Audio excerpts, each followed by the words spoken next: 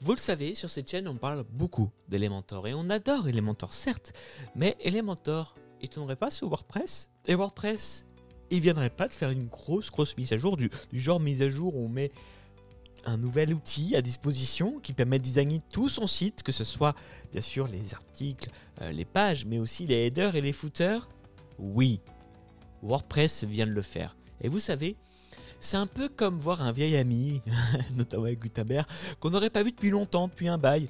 On a envie de prendre de ses nouvelles. On a envie de voir si s'est bonifié avec le temps ou s'il est resté pareil.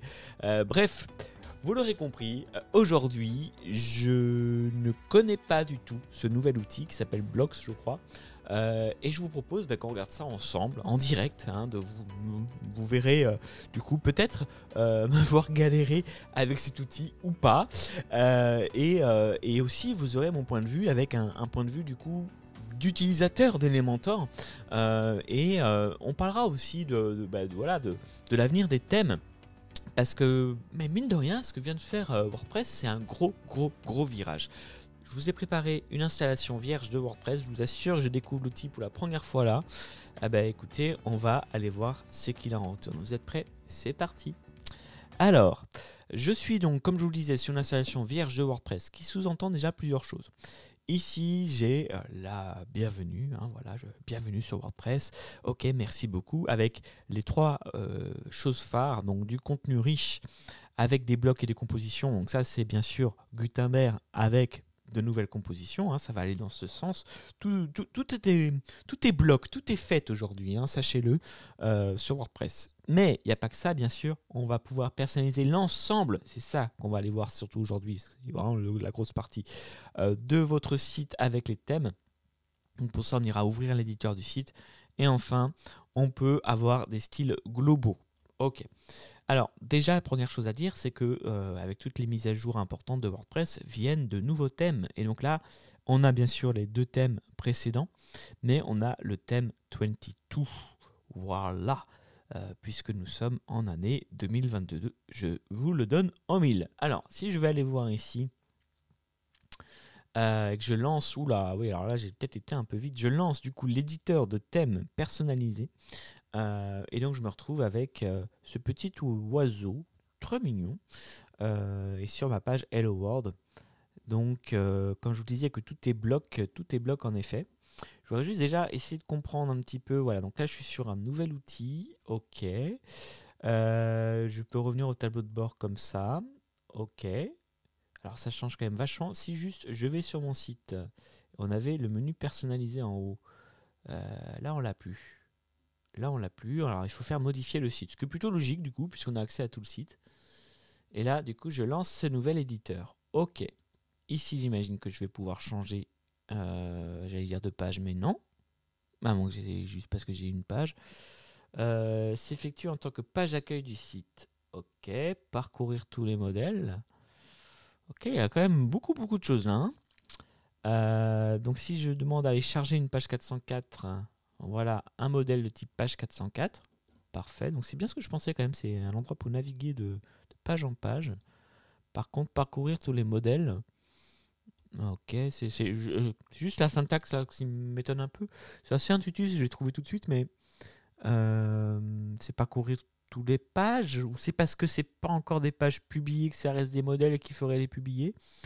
Bon, en tout cas, c'est ici, d'accord. Donc, on a des modèles pour des publications uniques. Donc, ça, c'est ce qui va aller remplacer. Si vous avez l'habitude d'Elementor, vous connaissez un petit peu ça. C'est ce qui va nous permettre d'aller tout simplement créer des modèles pour, par exemple, des articles. On peut créer des pages statiques. Donc, si je clique sur page, je vais bien sûr avoir une proposition de l'ensemble. Ok, d'accord.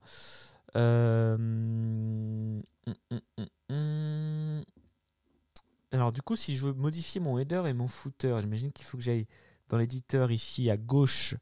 Alors je me permets, juste pour bien vous montrer, voilà, ici j'ai du coup un éditeur de site, un éditeur de modèle, un éditeur d'éléments de modèle. Donc ça, j'imagine que ce sont des blocs réutilisables. Non, ok. Donc header. Ok. D'accord, il considère en fait cette section-là, donc le header, le footer, comme un élément dans son vocabulaire. Ça me va. Alors, qu'est-ce que j'avais envie de faire? On va changer les couleurs. On va faire un truc simple, mais on va voir si on y arrive du coup. C'est là où vous allez me regarder galérer et vous allez être heureux de voir que... Voilà, ok, on peut voir en mobile, c'est parfait. Bienvenue dans l'éditeur de style. Ok, donc j'ai quand même tapé juste pour l'instant. Couleur. Ok, j'ai mes palettes et j'ai la couleur là de l'élément. Donc moi je veux juste changer l'élément, je veux pas changer les couleurs globales, en tout cas pas pour l'instant. Alors, si je prends une couleur extrême juste pour voir, d'accord. Alors là par contre c'est la couleur de mon site. Donc, je vais rester en blanc. Mais si je veux changer la couleur ici, j'ai pas l'air de pouvoir. Où est-ce que je peux faire ça? Ok. Bon. En tout cas, tout se sélectionne. Ça, c'est pas un souci. Ici, j'ai peux changer directement mon image. Ok. Alors, quand même beaucoup de choses à voir. Hein. Beaucoup de choses à voir. Alors, si mettons, je veux mettre... Non, non, mais je vais rester comme ça. Si, on va essayer de mettre un menu, voir. Liste des pages. Ok. Donc là, j'ai mis 2 fois le même menu, mais c'est pas grave. Je vois comment ça fonctionne. Ok. Ok. Alors déjà, là, on voit sur fond sombre. Enfin, ça ne les met pas forcément en valeur parce que j'ai du mal à voir où sont les blocs. Puisqu'il n'y a pas de petites lignes. Ça permet de bien les voir. Mais bon, pourquoi pas. Et puis surtout, j'ai toujours pas réussi à faire ce que je voulais. Donc, changer la couleur de fond. Parce que si je clique ici, j'ai... Ah si, c'est là, d'accord. Parce que jamais j'avais cliqué sur le deuxième bouton, qui était le bouton style, ici, mais il vaut mieux cliquer sur le premier ici, qui est l'onglet. Et là, dans couleur, j'imagine que la couleur d'arrière-plan est modifiable ici. Si je la sélectionne auparavant, non. Pourtant, je l'ai bien là. Couleur. Alors, couleur du texte, ok. Couleur d'arrière-plan, voilà, c'est là. Donc, on va mettre un petit beige. Voilà. Oh, on y arrive. Donc là, ce qui est bien, c'est qu'il y a des couleurs qui, j'imagine, sont plutôt faites pour aller avec le reste. Des couleurs harmonieuses. Donc ça, c'est plutôt cool.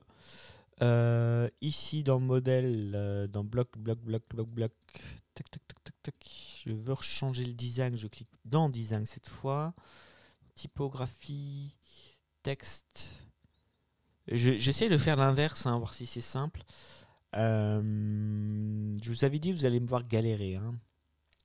Je n'ai pas du tout l'habitude de Gutenberg. Et encore moins de ce tout nouvel éditeur. Donc voilà, c'est pour ça, j'ai peut-être pas, j'ai pas du tout, c'est pas, j'ai peut-être pas, c'est j'ai pas les réflexes tout court.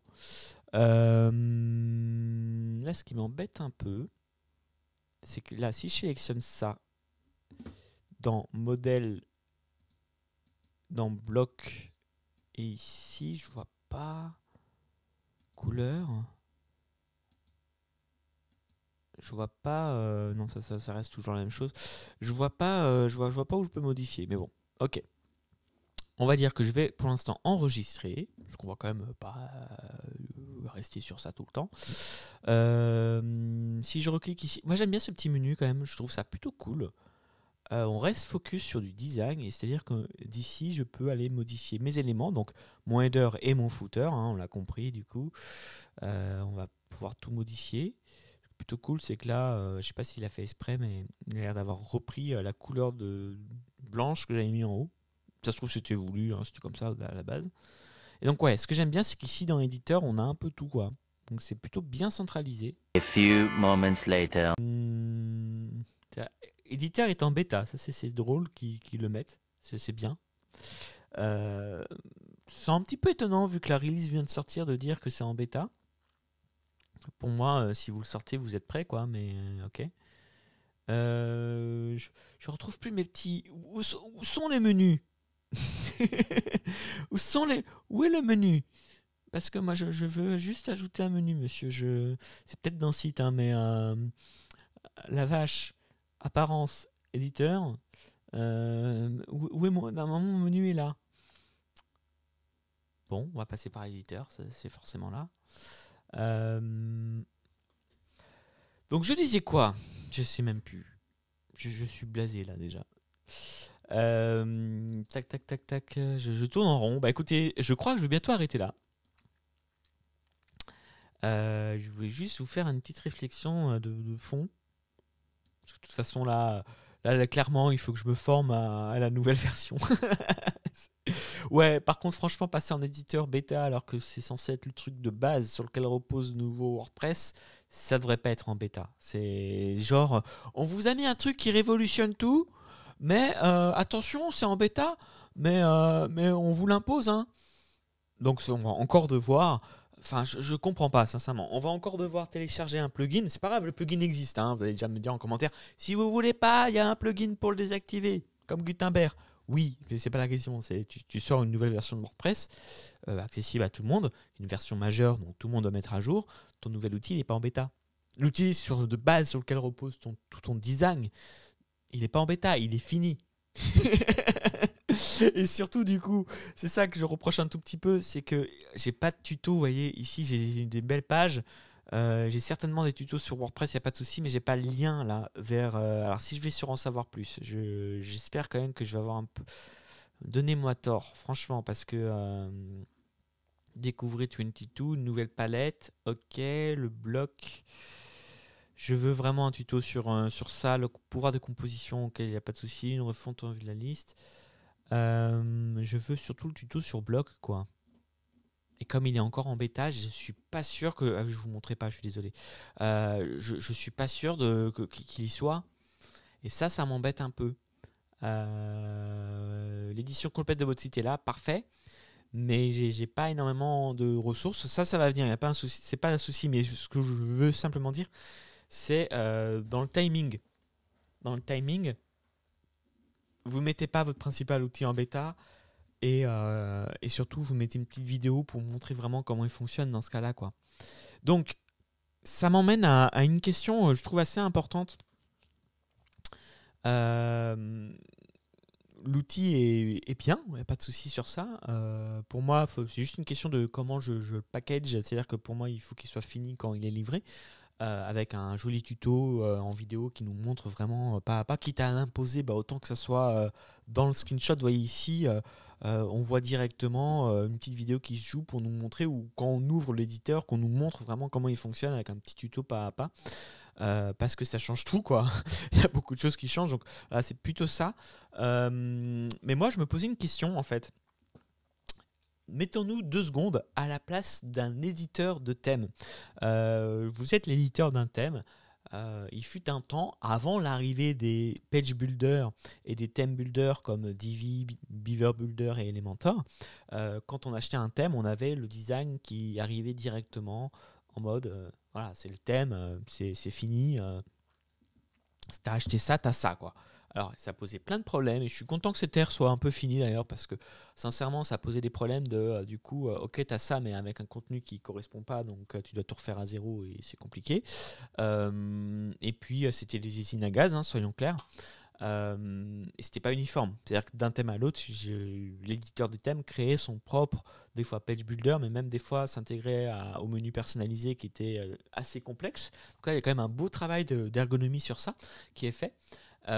Et donc ça devenait une usine à gaz et c'était compliqué. Ensuite, on a imposé aux éditeurs, avec l'arrivée des page builders, une nouvelle ère. C'est-à-dire l'ère de soit tu t'adaptes à notre page builder, que ce soit Beaver Builder, Divi ou Elementor, soit tu crées ton système, mais sache que nous maintenant, on a un plugin qui pèse des millions d'installations, qui s'appelle Elementor, donc voilà, adapte-toi. Ok, ils se sont adaptés. Et là, ils arrivent. Je suis très empathique. Je pense souvent à tout le monde dans l'écosystème. Donc, en gros, au début, ils faisaient ce qu'ils voulaient. Après, ils sont arrivés avec Elementor. Soit tu t'adaptes en tant que leader de thème, encore je parle en un. Soit tu fais ton truc de ton côté, mais si tu fais ton truc de ton côté, t'es amené à mourir parce que ce qui prend de plus en plus de place, c'est l'édition des blocs via des page builders et des theme builders. Et là, toujours vous êtes pareil, vous êtes éditeur de thème, vous arrivez, et cette fois-ci, c'est WordPress qui vous dit, grosso merdo, on n'a plus besoin de thème, parce que vous faites tout directement dans WordPress, quoi. Donc, je pense que c'est un peu pour ça qu'ils y vont petit à petit. C'est pas moi qui vais aller critiquer la démarche, parce qu'en soi, la démarche, mais je suis à 1000% pour. Pour moi, WordPress devrait aller encore plus loin et être comme du Wix ou comme du Medium ou comme du Squarespace, c'est-à-dire vraiment une interface WYSIWYG hyper simple. Là, elle est encore un peu une usine à gaz, je trouve. Voilà, et du coup, vous choisissez des thèmes de couleurs, des thèmes de mise en forme, mais c'est tout. Vous avez une structure qui reste la même. Et surtout, vous simplifiez l'usage.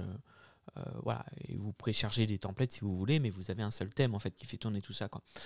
Donc, c'est quoi l'avenir des thèmes en fait avec Elementor Blocks? Avec le fait que du coup vous êtes beaucoup plus libre si vous prenez un thème compatible. Donc là on a vu celui 22, hein, vous êtes vachement libre de faire ce que vous voulez via l'onglet des thèmes. Donc ici dans l'éditeur, c'est super, mais du coup c'est quoi l'avenir des thèmes, quoi? Moi j'avais fait une petite vidéo en fait où j'en parlais, et je pense que là ça s'accélère, tant mieux, hein, mais on va vraiment arriver sur aujourd'hui en gros ce qui va différencier un thème d'un autre. En fait c'est plus le thème, ce qui va différencier la façon dont vous allez agencer votre site d'une autre, ça va être l'expérience utilisateur en fait. Que vous le fassiez avec Divi, Beaver Builder et demain même avec WordPress, le thème n'aura plus d'importance. Ce qui va être le facteur différenciant, ça sera avec quel système vous allez le faire. Et c'est là où quand les gens disent oui, Elementor est mort, Divi c'est mieux qu'Elementor, ou l'inverse, ou WordPress a tout cassé. Les gars, stop. En fait, on s'en fout. On s'en fout de ce débat-là. Le vrai débat, c'est quel UX vous allez prendre. Avec quel thème vous êtes, avec quel système, il faut arrêter du coup de parler de thème, avec quel système vous êtes à l'aise pour construire votre site en fait. Et c'est bien du coup je trouve que les thèmes disparaissent avec leurs usines à gaz, qu'on uniformise tout ça et qu'on propose par contre plusieurs choix. Et c'est là où pour moi en fait Elementor, Divi, Beaver Builder, je citais 3 à chaque fois, c'est pour pareil, c'est pour le CSA. Non, mais quel que soit le thème que vous allez choisir, enfin quel que soit le système, pardon, j'ai encore du mal à enlever ce mot thème, hein, que vous allez choisir, en fait, laissez le choix, quoi. Et du coup, personne ne va mourir. Personne ne va remplacer un autre, en fait. Vous avez par contre à faire en sorte d'améliorer sans cesse l'expérience utilisateur, la prise en main. Avoir des produits simples pour les personnes qui veulent des choses simples, avoir des produits complexes pour les personnes qui veulent aller dans quelque chose d'un peu plus complexe et de fin en termes de mise en page, et puis continuer quand même de proposer des thèmes sur mesure pour les développeurs qui veulent pouvoir faire ça sur mesure, quoi. Et si tout le monde fait ça, il n'y a pas de souci, tout le monde aura le choix de son système de création de site. Vous voyez, on parle plus de thèmes et c'est très bien. C'est très très bien comme ça, je trouve. Moi, j'étais un peu contre, voire très très contre, quand j'ai vu les ravages que ça faisait des thèmes usines à gaz.